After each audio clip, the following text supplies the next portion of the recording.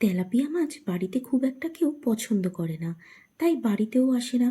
অনেকদিন পর শ্বশুরমশাই বাজার থেকে এই তেলাপিয়া মাছ এনেছিল, আর নিজের জন্য বানিয়ে নিয়েছিলাম তেলাপিয়া মাছের এই ভুনাটা।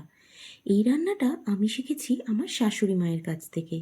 শাশুড়ি মা ওপার বাংলার মানুষ, তাই ভুনা, পাতুরি, ভর্তা এগুলো খুব ভালো হয় শাশুড়ি মায়ের হাতের।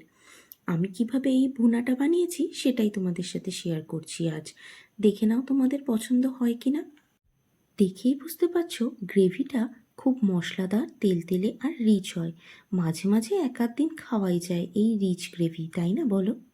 সত্যি বলছি, এই ভুনাটা এতটাই ভালো হয়েছিল, ভাত, গরম ভাত, এক থালা ভাত কখন নিমেষে উড়ে গেছে আমি নিজেও বুঝতে পারিনি। এতটাই টেস্টি হয়েছিল এই ভুনাটা।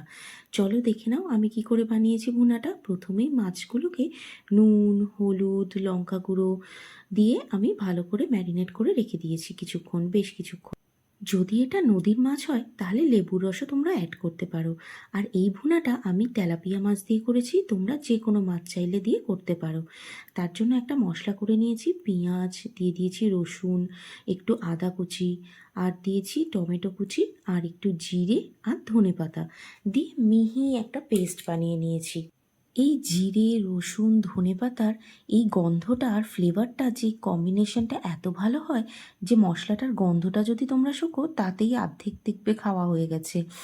তাই জন্য প্রথমেই দিয়ে দিয়েছি তেলে নুন, হলুদ, লঙ্কা গুঁড়ো মাখানো মাছগুলোকে ভালো করে ভেজে নিয়েছি তেলে।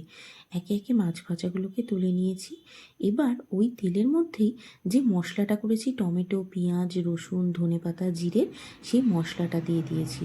এবার নুন আর একটু লঙ্কা গুঁড়ো দিয়ে, এখানে কাশ্মীরি লঙ্কা গুঁড়ো আর ঝাল লঙ্কা গুঁড়ো দুটোই ইউজ করেছি, তোমরা চাইলে যে কোনো একটাই ইউজ করতে পারো।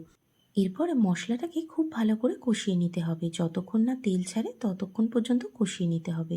দিয়ে দিতে হবে একটা গোটা লঙ্কা, তোমরা এখানে লঙ্কাটাকে ছিঁড়েও দিতে পারো। ঝাল যাতে বেশি না হয়ে যায় সেই জন্য আমি লঙ্কাটাকে গোটা রেখেছি।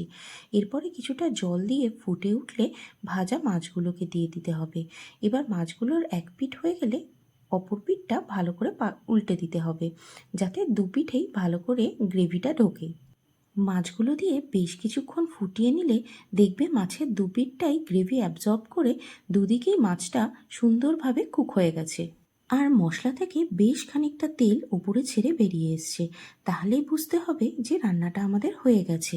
তোমরা চাইলে গরম মশলা গুঁড়ো ছড়াতেই পারো, কিন্তু দরকার পড়ে না। গ্রেভিটা এমনিতেই এত টেস্টি হয়, দেখবে এক থালা ভাত এমনিই খেয়ে ফেলেছো তোমরা গ্রেভিটা মেখে।